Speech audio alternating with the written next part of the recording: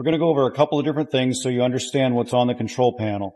This is the time clock. You do have the ability to set the time clock, but we do not recommend it. This is your actual temperature. When I hit the arrow up or arrow down, the set button is lit up. I'm adjusting my temperature. I'm hitting the power button to confirm. Now the system will go from the current temperature down to your set temperature that you've desired.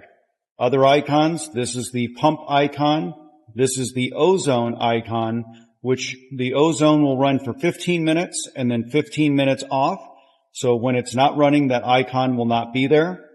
We have the auto function. If you have our original controller, you'll actually see a snowflake and a sun that you're going to be going from mode to mode. So in this newer version, that's not going to be there. The flashing Wi-Fi is in pairing mode.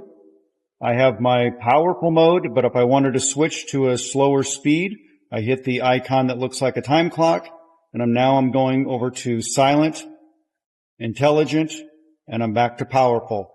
This icon is when the compressor is on. This icon is when the fan is on.